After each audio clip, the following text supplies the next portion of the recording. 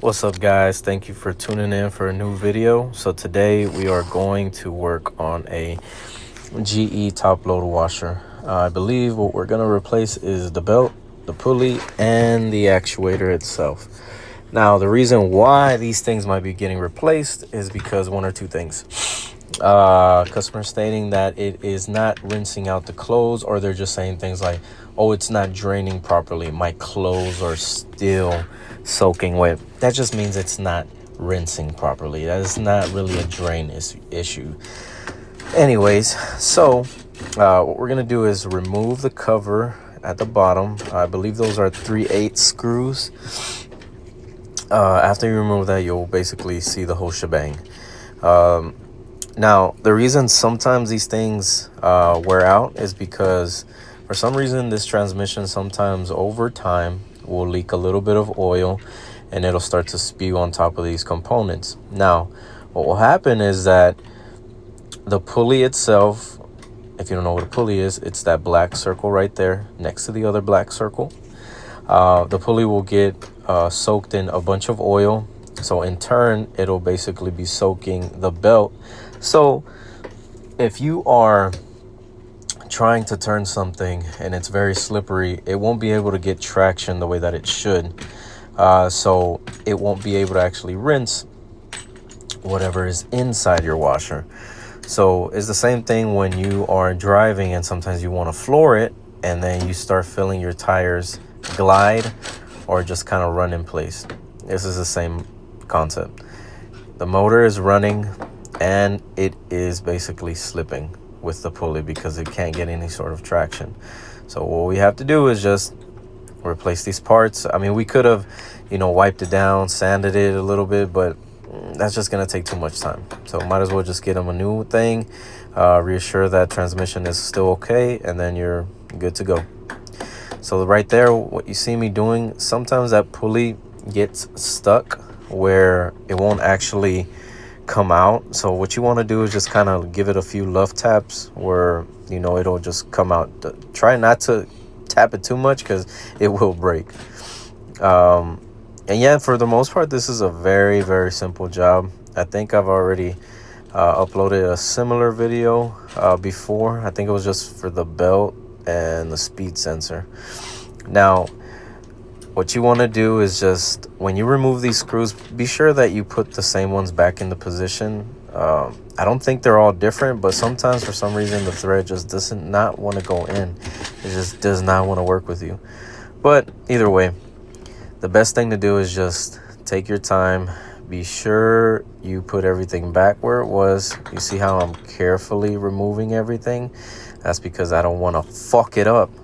But if you do fuck it up, just revert back to the picture that you took and start over. Now,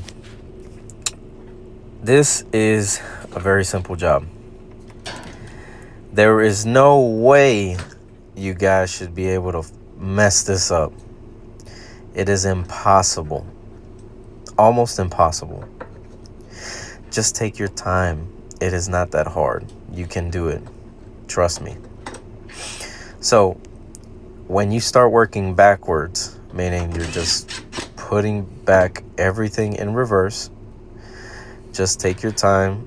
Be sure things are aligned. So that actuator that I replaced, it has to go on that little spring. That's a part of the pulley system as well, that white piece. You'll see where it's supposed to go. These are all self-explanatory parts. Now, I think the hardest thing that you will have to understand when putting the pulley back is that you do kind of have to smack it a couple of times into position. Don't think just because you're going to tighten up the screw, it'll be in the position. No, because what's going to happen is that you might strip out that screw or even break the pulley because it's not really doing what it's supposed to. It's not really pushing it all the way up. So you're going to put it in position. And what you're going to do is you want to hit it with your palm evenly where it's actually looking like it's going up.